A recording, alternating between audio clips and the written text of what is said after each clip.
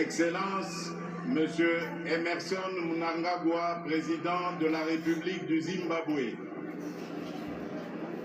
Excellence, Monsieur Denis Sassou Nguesso, président de la République du Congo. Excellence, Monsieur Matamela Cyril Ramaphosa, président de la République d'Afrique du Sud. Excellence, Monsieur João Manuel Gonçalves Lourenço, président de la République d'Angola. Excellence, Monsieur Évariste Ndayishimiye, président de la République du Burundi. Excellence, Monsieur Faustin Archange Touadéra, président de la République centrafricaine. Excellence, Monsieur Ismaël Omar Guelleh, président de la République du Djibouti. Excellence, Monsieur Brice Oligui Nguema, président de la République gabonaise. Excellence, Monsieur Adama Barrow, président de la République de Gambie. Excellence, Monsieur Nana Akufo-Addo, président de la République du Ghana. Excellence, Monsieur Umaro Sissoko Ambalo, président de la République de Guinée-Bissau. Excellence, Monsieur William Samoei Ruto, président de la République du Kenya. Excellence, Monsieur Lazarus Chakwera, président de la République du Malawi. Excellence, Monsieur Carlos Villanova, président de la République démocratique de Sao Tomé et Principe. Excellence, Monsieur Macky Sall, président de la République du Sénégal. Excellence, Monsieur Mahamat Idriss Déby Itno, président de la République du Tchad.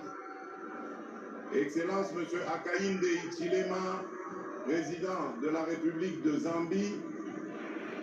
Excellence, Monsieur Uhuru Kenyatta, président honoraire de la République du Kenya. Excellence, Monsieur Eri Rajaonarimampianina, président honoraire de la République de Madagascar. Excellence, Monsieur Jakaya Kikwete, président honoraire de la République unie de Tanzanie. Excellence, Monsieur Olusegun Obasanjo, président honoraire de la République fédérale du Nigeria.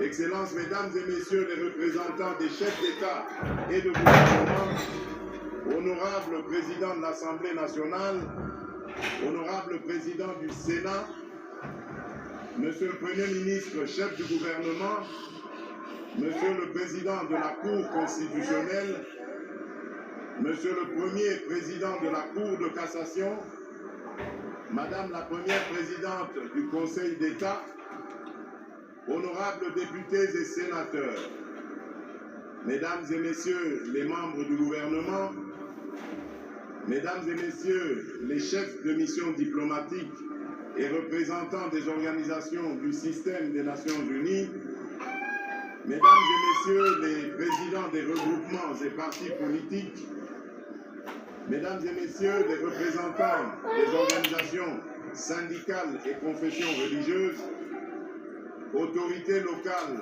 et coutumières, Mesdames et Messieurs, distingués invités, mes très chers compatriotes, j'aimerais, en prélude de mon allocution, rendre grâce à Dieu, maître des temps et des circonstances, protecteur suprême de la République démocratique du Congo, qui a permis notre présence en ce cadre du stade des martyrs de la Pentecôte, lieu symbolique, choisi ce 20e jour du mois de janvier 2024 pour abriter cette cérémonie solennelle de mon investiture en qualité de président de la République. À nos hôtes venus nombreux, je voudrais dire que votre présence à cette cérémonie historique témoigne de votre appréciation de l'immense bond en avant que vient d'effectuer le peuple congolais sur le long chemin vers l'exercice souverain de la démocratie. Bien plus, Votre présence en ces lieux reflète autant l'amitié que le soutien et l'intérêt que vos pays et vous-même portez à la République démocratique du Congo et à son peuple. Revenons sur cet exercice souverain et démocratique.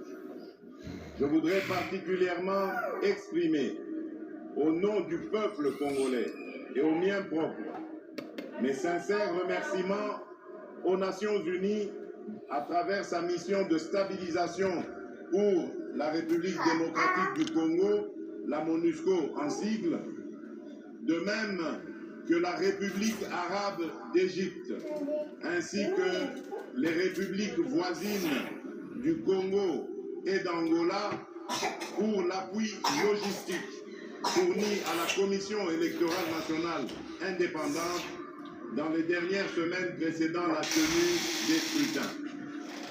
Je ne pourrais également omettre de saluer et de rendre un hommage appuyé à la mémoire de nos héros, de tous nos compatriotes tombés sur le champ d'honneur, ainsi que celui de toutes les victimes de la barbarie de nos agresseurs, pour que vive la République démocratique du Congo dont nous sommes aujourd'hui bénéficiaires. Par reconnaissance au sacrifice de nos héros et de nos martyrs, je vous prie de vous lever et d'observer un moment de recueillement en leur mémoire.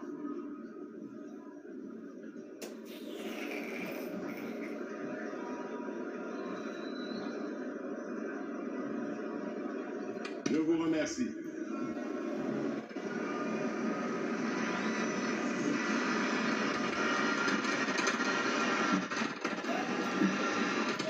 Excellences, Mesdames et Messieurs, distingués invités, face à ses responsabilités et devant son histoire, le peuple congolais a posé le 20 décembre 2023, par l'exercice de son droit de vote, un acte à la triple symbolique.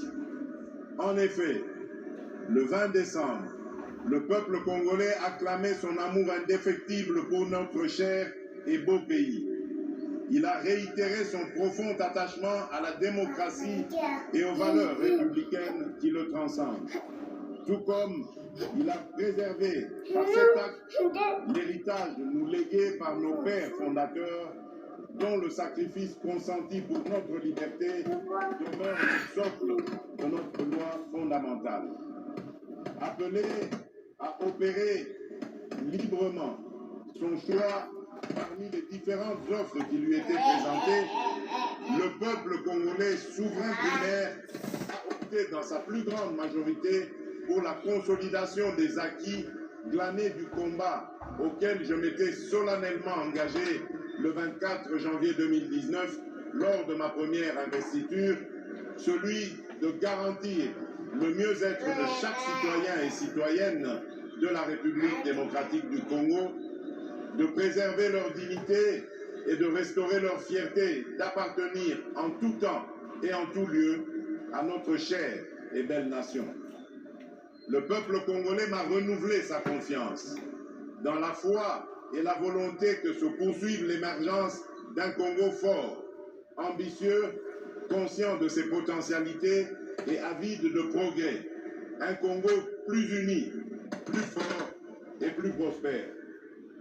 Mes chers compatriotes, ce résultat que nous célébrons ce jour a bénéficié de plusieurs apports spécifiques que je m'en voudrais de ne pas mettre en exergue. Ainsi, je salue chaleureusement ma famille politique et mes compagnons de lutte de l'Union sacrée de la nation, structure qui inclut mon parti, l'Union pour la démocratie et le progrès social.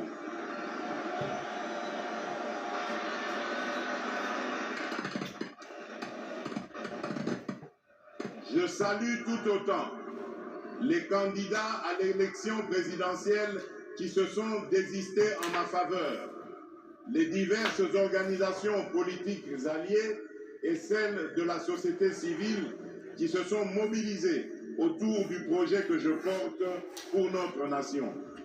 Chacun a fait sa part et ma reconnaissance va à vous tous.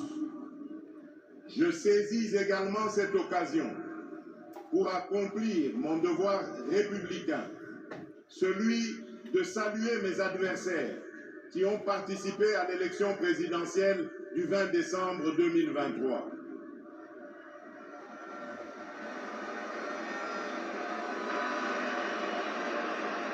Ne dit-on pas que plus le combat est dur, plus la victoire est belle?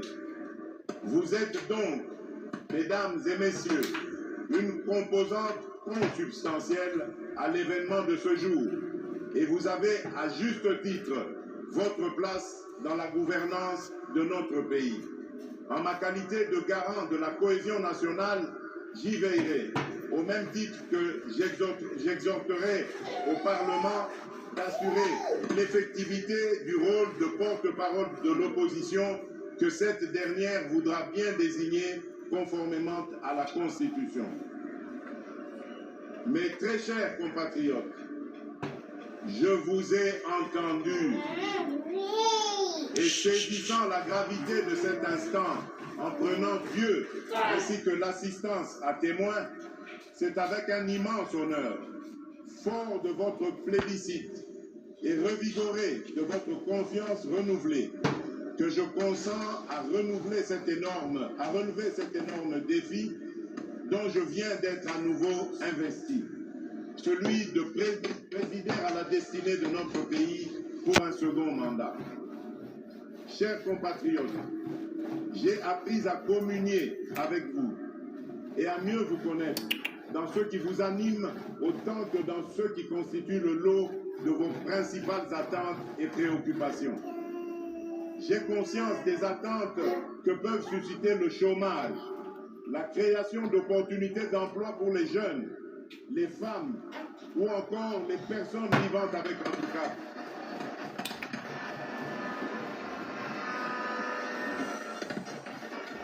L'autonomisation et la promotion des femmes dans notre pays, de même que l'inclusion et la protection des personnes les plus vulnérables.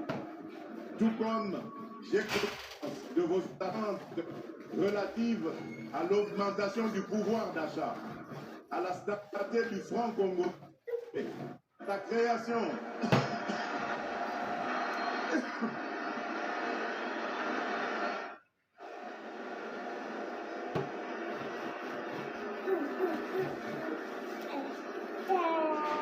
je disais,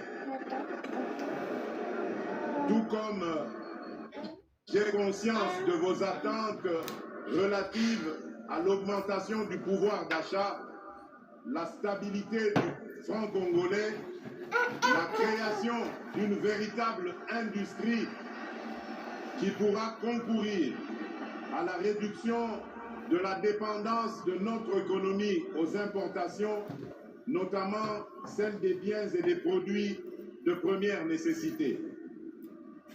Au-delà des questions relatives à l'emploi, à la cohésion nationale, à l'économie nationale et à la monnaie, le renforcement de l'État dans sa capacité à sécuriser la population et ses biens, à éradiquer l'activisme terroriste et les groupes armés qui sévissent dans la partie orientale de notre pays, à protéger avec plus d'efficacité nos frontières, à assurer la défense ainsi que la sauvegarde des intérêts de notre pays partout où ils sont discutés, sont là autant de sujets qui aujourd'hui nourrissent vos préoccupations. Ces préoccupations pour lesquelles des actions visibles ont été réalisées au cours du précédent mandat et qui continueront d'être au centre de l'action gouvernementale sous mon impulsion et au moyen de ma vision. Une vision, mieux, une ferme prédisposition pour l'action, déclinée à travers les 6 engagements contenus dans le projet de société que je vous ai présenté au moment de solliciter vos suffrages. Ce nouveau quinquennat aura ainsi pour objectif Premièrement, de créer plus d'emplois en accélérant la promotion de l'entrepreneuriat, notamment celui des jeunes, et au moyen d'une approche volontariste inspirée de nos réalités sociétales. Deuxièmement, de protéger le pouvoir d'achat des ménages en stabilisant le niveau de l'inflation et en maîtrisant le taux de change. Troisièmement,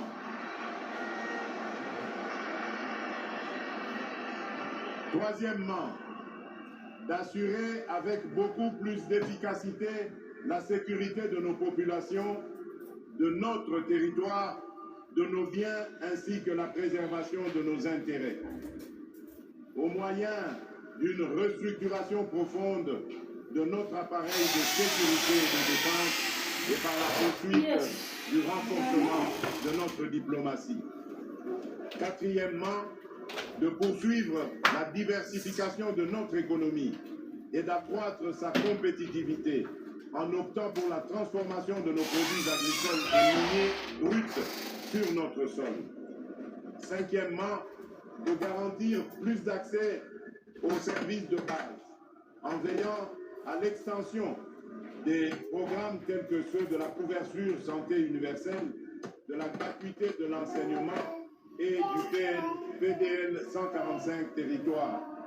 Et enfin, sixièmement, de renforcer l'efficacité de nos services publics. Ces engagements résument ma détermination à offrir des solutions pragmatiques par la force de la volonté et de la mobilisation des énergies de tous pour la création de plus d'emplois pour les jeunes à la sortie de la formation et pour les personnes en sous-emploi, la maîtrise du coût de la vie et la garantie de la sécurité des citoyens où qu'ils vivent. À ces engagements s'ajoute l'épineuse question du désenclavement de nos territoires, dont la solution en termes de financement vient d'être rendue possible, notamment grâce à l'affectation prochaine de fonds issus de l'enveloppe obtenue dans le cadre de la renégociation du projet SICOMINE et qui devrait atteindre un montant global de 7 milliards de dollars américains. À cette question épineuse se pose-t-elle aussi celle du développement des chaînes de valeur agricoles et de l'assainissement de nos villes, trois défis qui constitueront les trois initiatives présidentielles prioritaires de ce nouveau mandat. Mes très chers compatriotes, l'expression de vos suffrages et le renouvellement de votre confiance à mon égard interviennent dans une période critique de l'histoire et où de nombreux défis pèsent sur notre devenir collectif. D'abord, sur le plan national, les efforts fournis dans la sécurisation de nos concitoyens et dans la sauvegarde de notre intégrité territoriale se retrouvent mis à mal par les velléités obscures de certains États voisins, d'acteurs extérieurs ou internationaux, avec la complicité lâche de certains des nôtres. En effet, nonobstant votre vigilance, le sacrifice et la bravoure de nos vaillantes forces de sécurité et de défense, les menaces se veulent résilientes. Et pour beaucoup, alimentées par la trahison de certains Congolais qui, sans scrupule et sans la moindre considération humaine et patriotique, s'allient à l'ennemi pour faire couler le sang de leurs propres frères et sœurs congolais. Toujours sur le plan national, se pose le défi de la sauvegarde de notre cohésion nationale qui ne peut se faire qu'au moyen du renouvellement et de la consolidation de notre vouloir vivre collectif. Un vouloir vivre collectif où seront bannis les fléaux de la haine, du tribalisme, du clanisme et de toutes les antivaleurs qui aujourd'hui minent le développement de notre pays. Bref, un vouloir vivre collectif comme valeur sacrée que nous léguerons en terre aux générations futures. Ensuite, sur le plan international, se dresse le défi de l'intégration régionale et du développement de notre continent, pour lequel notre pays, la République démocratique du Congo, a significativement contribué et, fort de son potentiel, se veut aujourd'hui, plus qu'hier, un acteur incontournable, mieux, un catalyseur. Enfin, se pose-t-il le défi du réchauffement climatique, pour lequel notre pays se veut être une solution au regard de ses potentialités naturelles qui ne sont plus à présenter, tout comme le défi collectif de la préservation de notre existence commune face aux idéologies du chaos et à la folie meurtrière qui n'épargne aucune nation ni aucun pays. Chers compatriotes, je mesure l'ampleur de la tâche qui m'attend, ainsi que toute la portée des attentes légitimes qu'évoque cet ultime mandat dans l'esprit de chaque Congolaise et de chaque Congolais. J'ai cependant la certitude que par votre concours et interpellé par ce devoir patriotique qui consiste à rassembler toutes nos forces et nos intelligences, nous serons capables de combler ces attentes et de relever le défi d'assurer la destinée de notre pays. Mes très chers compatriotes, nous y sommes. Par cette cérémonie solennelle d'investiture, je reprends donc le bâton de commandement que vous m'aviez confié avec la détermination de maintenir allumé le feu sacré de notre nation.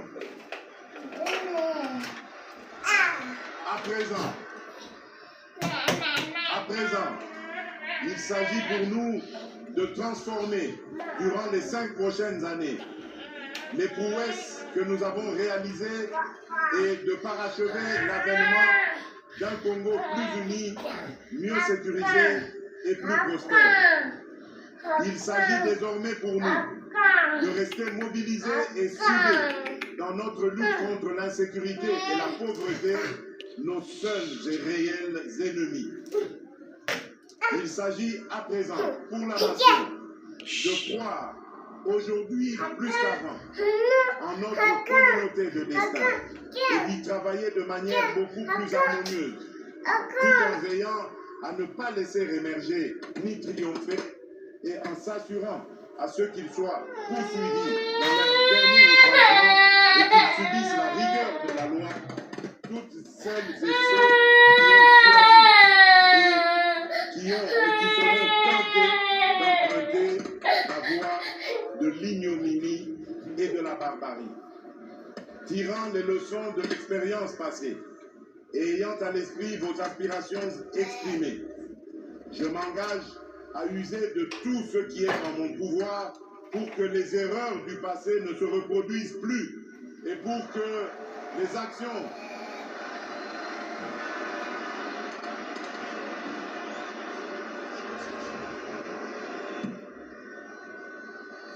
je disais, tirant les leçons de l'expérience passée et ayant à l'esprit vos aspirations exprimées, je m'engage à user de tout ce qui est en mon pouvoir pour que les erreurs du passé ne se reproduisent plus et pour que les actions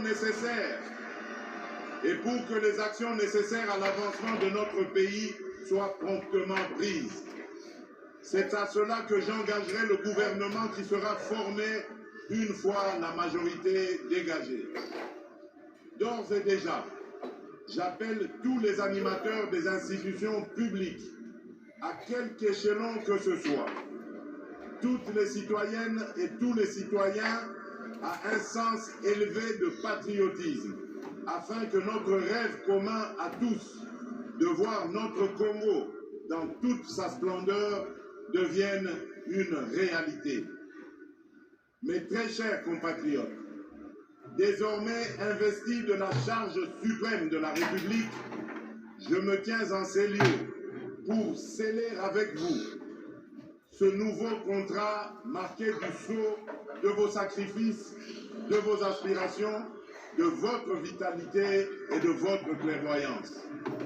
Aujourd'hui, plus que jamais, vous avez démontré à la face du monde, par la force de votre dignité, de votre courage, de votre résilience, de votre vigilance et de la lueur de la flamme patriotique qui jaillit en vous, qu'un Congo transfiguré est né.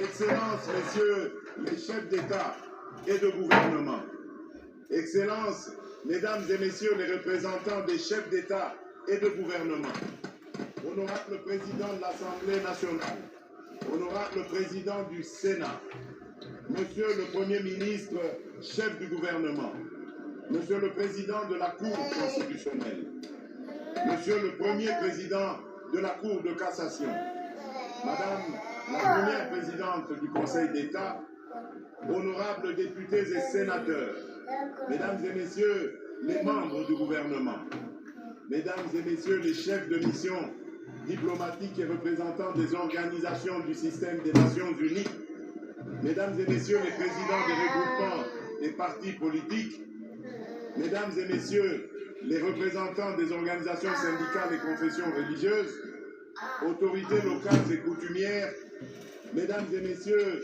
distingués invités, mes très chers compatriotes, aujourd'hui, une nouvelle ère est née, une ère de maturité, incarnée par les valeurs républicaines de paix et de justice, une ère de progrès, débarrassée de ceux qui jadis nous minaient, une ère magnifiée par le labeur, l'action juste et consciencieuse des filles et fils de notre mère patrie, une ère transcendée par le serment renouvelé de ne jamais trahir le Congo et son peuple et de propulser plus haut l'étendard de notre chère et belle nation. Enfin, l'ère du renouveau, lancée par un quinquennat que rien ne détournera de sa volonté de réaliser une République démocratique du Congo plus unie, plus en sécurité et plus prospère pour la postérité. Que vive la démocratie, que vive le peuple congolais, que Dieu bénisse la République démocratique du Congo, son peuple et tous ceux qui l'ont choisi comme pays de résidence. Je vous remercie.